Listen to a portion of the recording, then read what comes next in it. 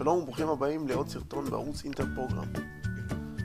והיום אני אראה לכם איך אנחנו נשיג אופיס 365 מקורי בחינם. וכשאני מדבר על מקורי, אני מדבר על מקורי ב-100%, בלי קרקים, בלי פריצה, בלי הורדה מאתר כזה או אחר בדרך עקיפה. מקורי לחלוטין, הורדה דרך מייקרוסופט, משהו מאוד שווה ומאוד טוב שאני בעצמי לא הכרתי והראו לי, ואני רוצה לשתף אותו איתכם. אז מה אנחנו צריכים?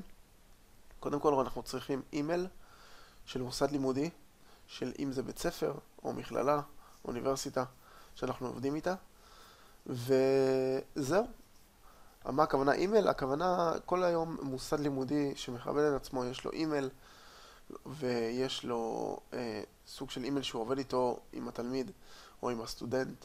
אותו אימייל אנחנו נקיש במקום מסוים ואנחנו נקבל את ההורדה.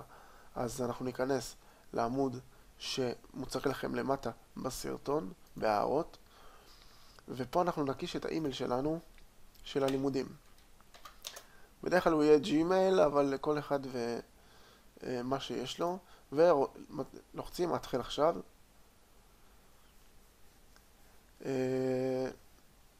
וזהו, נרשמים.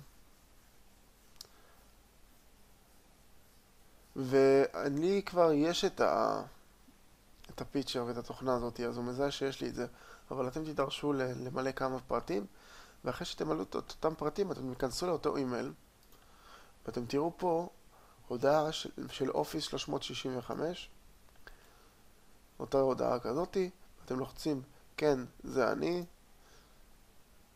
הוא מפעיל לכם דף, והנה כמובן שהוא שוב מזהה שאני כבר יש לי את זה, ומסיים את ההרשמה, ומגיעים לדף כזה. שנייה, אני אגיע לאותו דף כי אני כבר נרשמתי.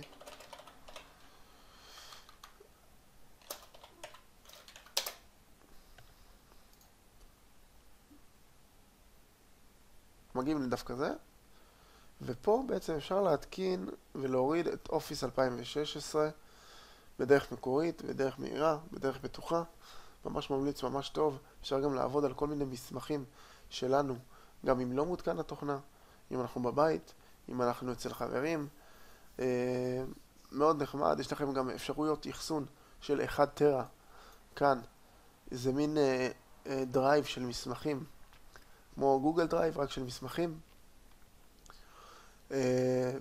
וזהו, נורא טוב, נורא נחמד, נורא כיפי, נורא כיף לעבוד עם זה. אני חושב שבאמת אופיס זה אחת התוכנות הטובות ביותר לעריכת מסמכים ומצגות ואקסל היום. מקווה שחידשתי לכם משהו. תירשמו לערוץ שלי פה בצד ימין למטה, תקבלו כל הזמן מדריכים ותוכנות חדשות.